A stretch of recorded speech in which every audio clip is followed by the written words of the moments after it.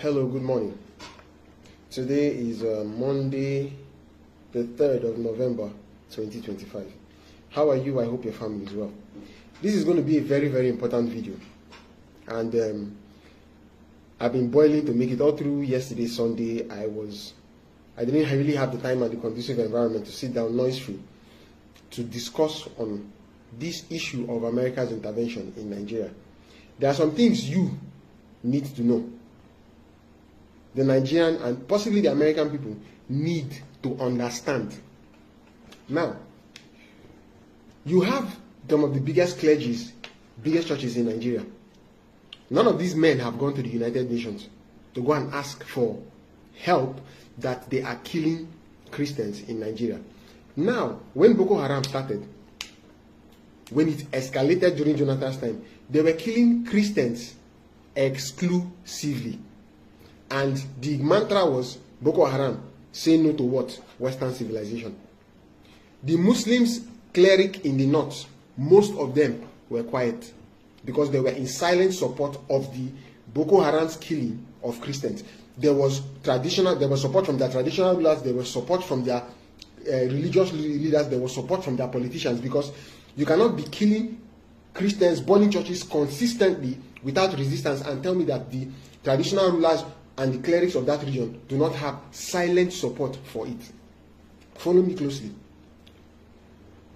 Then it got to the point where politicians started discovering minerals in certain regions in northern Nigeria. Then they were now using, whether you call it Boko Haram or bandits or Fulani herdsmen, it is the same people. Different nomenclature. What do? Whether it is Muslims or Christians living in that community, they take the bandits or Boko Haram to expel those people. They resettle the place and start bringing in foreigners. They've caught Chinese men in Nigeria before mining gold in Zamfara. So, this issue now is now diverting like a fork. There's the religious aspect and there's the aspect for securing what? Minerals and precious metals.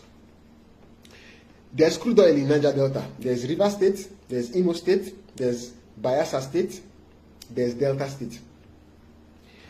Crude oil is the economic mainstay of Nigeria. It is the oil they sell that they use to power and govern this country. There is gold in Zamfara in commercial quantity, and other precious metals, because they want to. The politicians there want to mine it exclusively for themselves. Nobody is registering that it is large enough to be sold in commercial quantities, because they don't want to share it with the center. They don't want the money from gold to go to Abuja and then spread to every state, just like oil. But that is not the subject of this discussion. Why did the Muslims that are being killed in northern Nigeria, why did their religious leaders, political leaders, not go to tell the US government or the United Nations that they were being killed by Boko Haram? The same way Christians have been doing for almost 10 years, before the cry of that particular pastor who was carrying out the funeral has gained traction with the US government.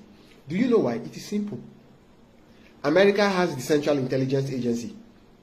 And don't deceive yourself. They know what is happening in almost every part of the world. They have the files there, even if they choose not to act upon it.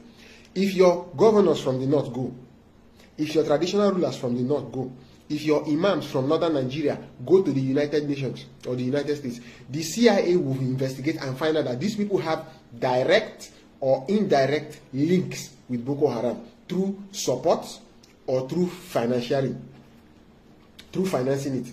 America would know. If your governors from the north go to complain at the UN that they are killing Muslims, they will catch them. They will be arrested, because by the time the investigation proves that some of those governors, some of those religious clerics, some of those traditional rulers are hand and foot in bed with Boko Haram. That is the real reason no northerner, whether as a cleric, as a governor, or as a traditional ruler, has approached any international body for help, because they are part and parcel of the problem. And they know that if they go, they will be caught. They will be investigated and found out. But the hands of the Christians are clean. That's why the Christians from Benue, the Christians from other regions have been going over and over and over. They've been shouting this thing, but Joe Biden was president. And he didn't care. Did you know that Donald Trump's first term presidency, that Senator John Kerry came to the northern leaders of Nigeria, Sultan of Sokoto, and all of them, El-Rufai, they all gathered and raised $500 million to support Hillary Clinton's campaign, and used certain companies, shell companies in Nigeria, to transfer that money to the US. Fani Kayode said it. It is common knowledge. So I ask you, why are people known to be religious extremists from a third world country supporting the Democratic Party of the American presidency during Trump's first term? Do you know why they gave that money? They wanted to buy the silence of the United States. The Fulani North, the Hausa North, your traditional rulers, your governors, and your religious clerics raised $500 million for Hillary Clinton's campaign in hopes that she will win and become the US president. For those of you watching this video, do you know why they did it? They wanted to buy the silence of the United States so that when the genocide in Nigeria commences, America will not flag them as a nation of particular concern or label us a terrorist state, which would illegally put the burden on America to act. But they failed. Trump won the first time. And the only reason this issue is gaining traction now is because Trump is the president again. Christians have been going to the UN and the United States when Joe Biden was president. Nobody, those bastard Democrats, nobody paid attention. It takes great risk and courage for an American president to make the information public knowledge that USAID was sponsoring Boko Haram. In addition to the local sponsors we have here, it took great courage. If it was a Democratic president, that information would never see the light of day. But because Trump is president, what happened? An American president could admit the complicity of their own government in the sponsor of terrorism abroad. It is unprecedented and has never happened before. And you wonder why people are supporting Trump. They say, if America comes to Nigeria, we are going to go the way of Libya. We are going to go the way of Iraq. Let me clarify something for those of you that don't read or have never read a book since you left the university. Gaddafi wanted to create the African Development Fund. He also wanted to create the African Monetary Fund, two banks that would remove Africa's dependence on IMF and the use of any foreign currency in trading oil or any other mineral resource here in Africa. In other words, Gaddafi wanted to eliminate the petrodollar, similar to what BRICS is doing now. That is a direct threat to the US dollar. That is why America took him out. Follow me closely. Saddam Hussein, before the first Gulf War, when George Bush Sr. was president, Saddam Hussein moved the sale of crude oil in Iraq from dollar to euro. That was what caused the first Gulf War. Until eventually America decided to take him out. Again, Saddam Hussein and Gaddafi had one thing in common. They wanted to what? Replace the American dollar. And the American dollar is a fiat currency backed by the strength of the American government. They wouldn't allow it. So they invaded Iraq and they invaded Libya. Is Nigeria trying to replace the American dollar? No. They say America is coming for your crude oil. ExxonMobil is an American company. They already have access to your oil. They don't need your resources. Do you understand? I'm trying to restrain myself from abusing some of you. You should be grateful to God that America today, as it stands, do you know how much it costs to transport a part of America's naval fleet from the US or from any other of their military bases anywhere in the world to Nigerian shores? They should do it for you for free. In Edo State, the residents are screaming that Nigerian army is transporting Boko Haram, Fulani herdsmen, demolishing houses and building settlements for them. You are asking, you are complaining as a Nigerian that America is coming to invade you. I look at some of these influencers. Well, I don't want to mention anybody's name. Say, oh, you don't know what America is going to do. Don't be stupid. Don't be stupid. In Somalia, 1992, 1993, the Battle of Mogadishu. There was a civil war in Somalia. There was a civil war in Somalia. And the Somalians desired to grab power. They were destroying each other. We were seeing it every day on CNN. I was young, but I could understand what I was seeing. America went there.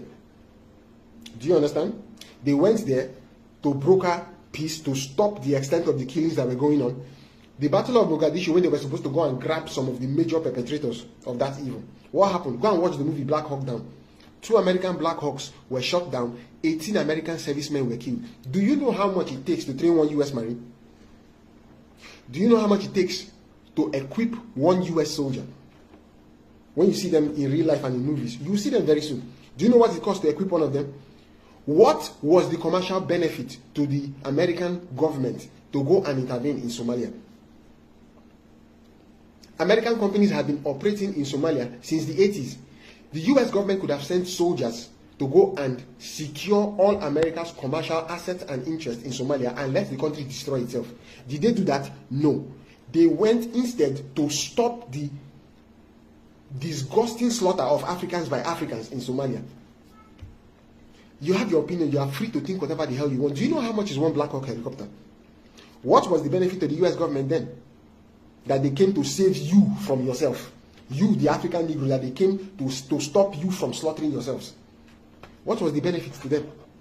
For those of you who say, oh, America only goes to destroy. They destroyed Libya because Libya wanted to replace the petrodollar. They destroyed Iraq because Iraq wanted to replace the petrodollar. Did they burn down Somalia? Despite the death of their personnel and the loss of some of their military equipment, did they go there? What was the economic benefit of going to Somalia to stop the killings when they could deploy soldiers to secure their assets?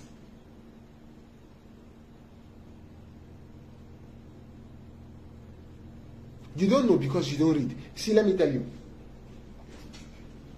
Nigerians are angry. We've sold crude oil for almost 70 years. Everything a Nigerian has, he pays for himself. You buy your generator, you buy your fuel, you pay for your private security, your children go to private school, you buy your car, you have no credit, you pay cash. Without the Lebanese or the Chinese, our engineers can't pave roads. All the people who colonized us did not put nuclear bomb here, that if we build schools and educate our children, they're going to kill us with nuclear fire. We did that to ourselves. They did not say Russia, China, Britain, Belgium, France, Italy. They did not say we will kill all of you with biological weapons if you build hospitals so that your women can give birth in dignity and survive. We did that to ourselves.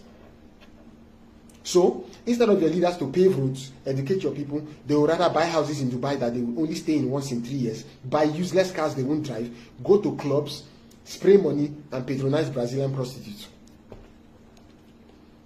We did that to ourselves.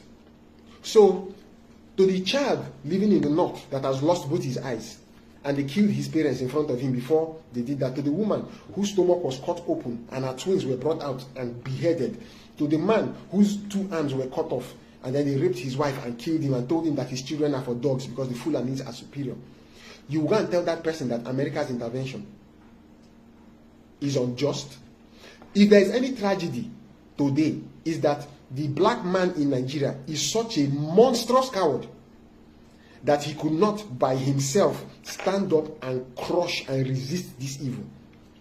It had to take a foreign government. We are not helpless. These are not demons from hell. Men with AK-47. They don't have F-22 Raptors. They don't have AH-64 Apaches to come and bomb us. Fulani herdsmen don't have those things. It's infantry warfare.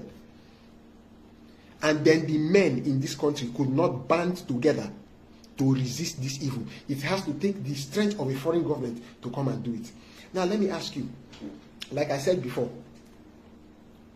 do you know what it takes to transport a US carrier from the nearest military base in Africa, maybe from African Command or any other bases, to the shores of Nigeria? And you think America should come and do it for you for free? What if they stop these killings nationwide? They kill all the bandits in all the forests, they kill all the bandits in all the regions, and in exchange they take some of your lithium. What has the oil that Nigeria has done for any of you in the past 70 years but bring you poverty? We have oil. How much is gas? How much is cooking gas? 1,500 per kilogram. How much is fuel? How much is diesel? Because you have human beings that have no soul or conscience as your political leaders. All of a sudden, the military is saying they've killed 20 bandits, they've freed 17 suspects. All of a sudden, the police in Abuja, they are all kitted up. They are going to fight this, they are going to fight that. Do you think America is stupid? America, the US Library of Congress has a file, a dossier, on every major political figure in the world. In the whole world, it is regularly updated. They know everything happening in this country. And you think that as Trump has made this decision, he's going to go back. See, let me tell you. Even if America is looking for a pretext to come into Nigeria, one, the word you will use is not invade.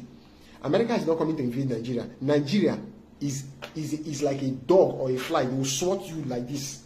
Swat you, and all of us will die. Do you understand? America we have been labeled a terrorist state before. Did America invade us during Jonathan's time when we were labeled a terrorist state? The answer is no. The answer is no. So, for those of you that are saying that, oh, they want to come and take rare earth minerals, if they will come and take Nigeria's rare earth minerals in exchange of securing the life of 200 million cowards, which is what we are, it is a welcome development. Donald Trump is an unconventional politician. And thank God for his life. He is decisive, he is focused, and he does exactly what he says he will do. That is why he is respected all over the world, despite the Democrats that may hate him, despite the LGBT people that may despise him, despite some of the Muslims that may call him all sorts of names in the world. Donald Trump is respected as what it means for a man to be a man, and that is for your words to have strength. And very soon, all of you in this country, you will see that strength. The tragedy is that history will not remember us as men like the days of the warriors of Oyo that chased away the Fulani. It would have been a beautiful story for our grandchildren to read, that it was us as the people that rose up and beat the Fulani to death and drove them out of Nigeria. But now history is going to carry it that it is the Americans that did it, and eternally cast a shadow that the men of this generation are useless cowards. From your military leaders, your religious leaders, to your political leaders, the ones that are quiet and complicit, the ones that are indifferent, the ones that are just packing money at home and abroad. All of you are shameless, hopeless cowards. And for the Christian church, the church is the conscience of society. It is the church that is expected to speak truth to political power, even at the risk of personal life. The people who protested when fuel was 65 naira, their brother, a Yoruba man, is president. Adeboye is quiet, Oyedepo is quiet, and the remaining, all the ones that wield influence, they are quiet. Like Dr. Charles Apoki said, clergymen cannot speak when there is meat in their mouth. Meat, too much meat. They've been stuffed fat with meat, so they can't speak. Shame on all of you. Shame on all of you. Shame on all of you. Shame on all of you. America is coming, and they're going to fuck you guys up. All of you bandits, they're going to fuck you guys up. You see Fani Kayode, you see Reno Omokri. I'm going to boost this video in hopes that you see it. Fani Kayode, you say America should come, Nigeria will fight. Nigeria army has not been able to defeat bandits in this country. You want to go and fight the US military.